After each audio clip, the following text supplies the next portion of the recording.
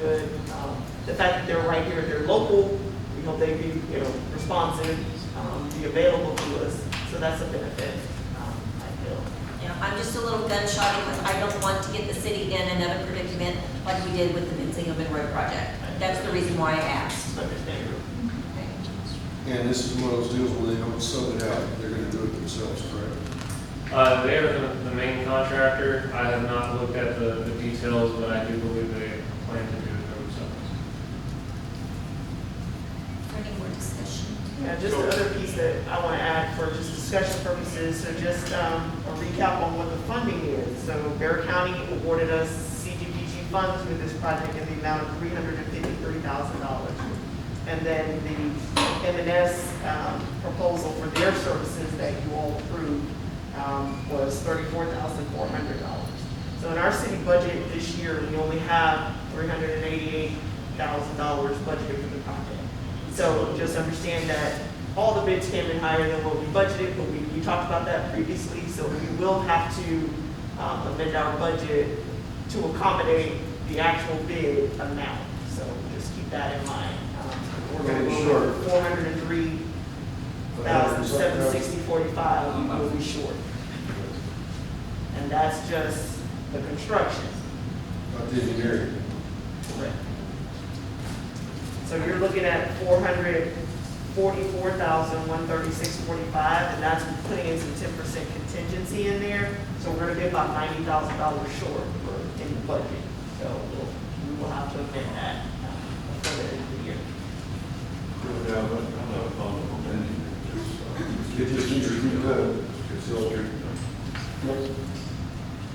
Any more discussion? Okay, we have a motion to accept the Hayden paving bid for the contract for the Orchards Drive reconstruction project. Motion by Councilmember Martin, seconded by Councilmember Apodaca. City Secretary, please call roll. Councilmember Martin, Yes. Mayor Pro Tem Grant, Yes. Councilmember Apodaca, Yes. Councilmember Salazar, Yes. Councilmember Greider, Yes. Mayor Aldridge. Yes. Now I will open up 9L, discussion and possible action on 4th of July fireworks in the park event. So at our last meeting, I know we had just some discussion about the fact that we had not been funded for the fireworks event. AGB has been the signature sponsor for the fireworks the last several years. We had applied for that funding. We had not heard from them. So just by consensus last meeting, we said, okay, we're not going to move forward. We couldn't afford it. We got notice on, it was either Thursday or Friday of last week, it was Friday, that the check had been mailed. So at that point, when you apply for funding for something, you take it, you have to use it for what you said you were going to use it for. So that's why I sent out, the notification to let council know that we get funded. And so we started moving quickly to see if we could pull the event off. So we now have a contract for fireworks.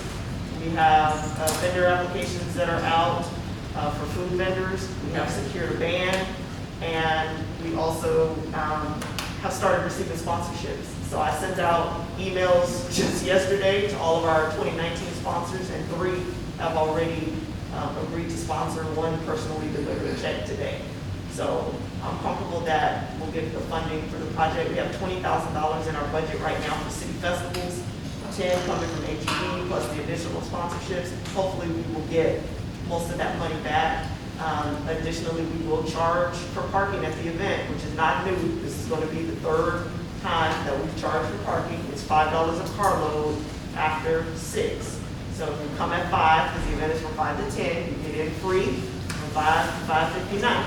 At 6 p.m., no matter where you are in that line, you will have to pay $5 a carload, and the city will keep those funds as well as pay for the event, basically. So we have been advertising, we have banners up. If anybody's interested in serving as a food vendor, you can contact Patty Cox at City Hall. You have to pay the $50 booth rental fee. There's an extra $20 if you want electricity at your booth. And then because you're a food vendor, if you're not a restaurant that already has a license, you will have to secure a temporary food handler's permit on your own as well to participate. But it's all cash, vendors keep their money, there's no funds that we're keeping from their vendor fees.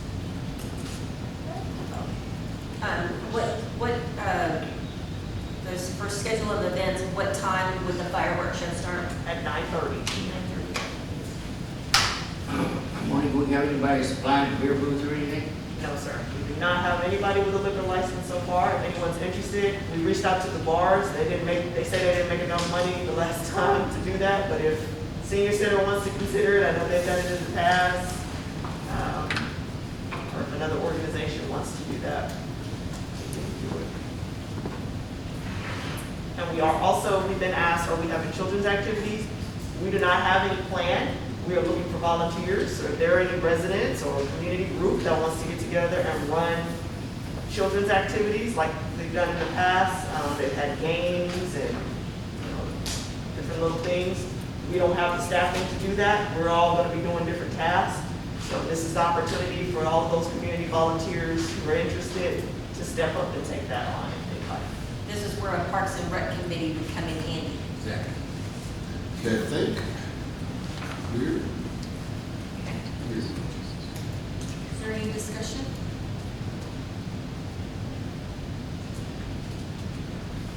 We don't have to take, there's no action to take. No, man, it was just more of an update.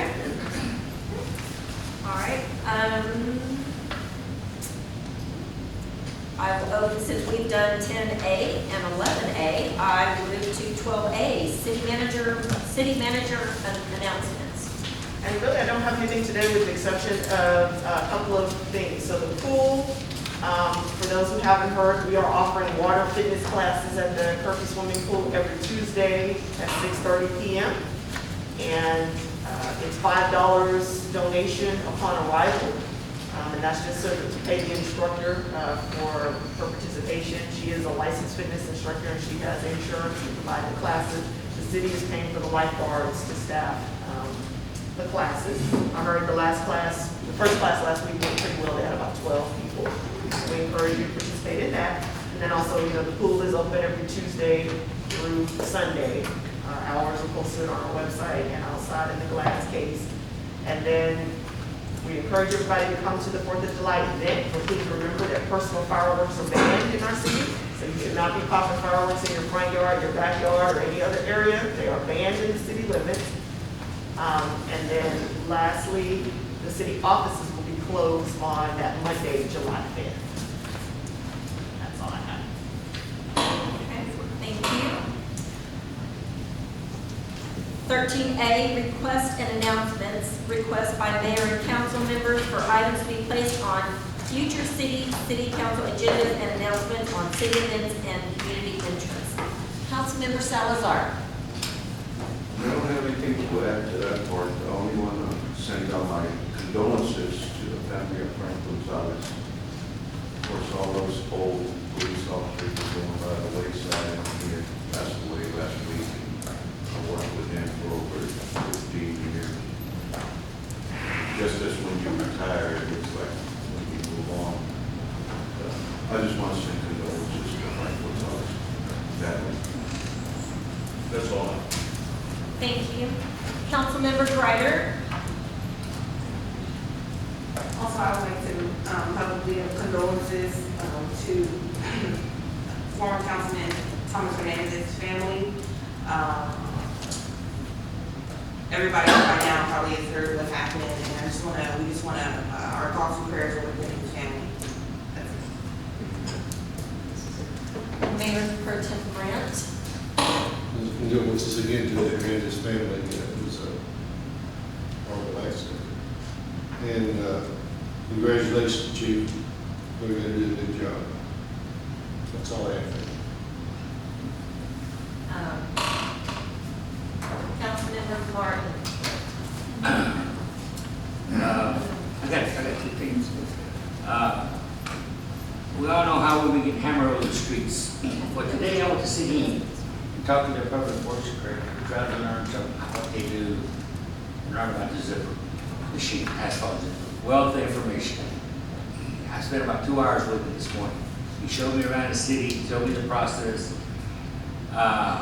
he said he's willing to help us in any way we need it. They're gonna start cutting streets in June, if we wanna come down and watch how it operates. Or he could come up and explain to us what it entails, details. And, 'cause he'd like to learn what we do too, you know.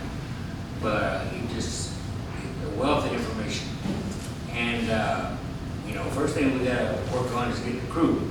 We gotta hire people, before we can do anything. But another thing that I don't like in these contracts, killing me, hauling this reclaim off and giving it away. He said he gets $3 a ton for that reclaim. They reuse it in a mixer. I don't understand why we're giving our money away. And that's all I. Councilmember Apodaca?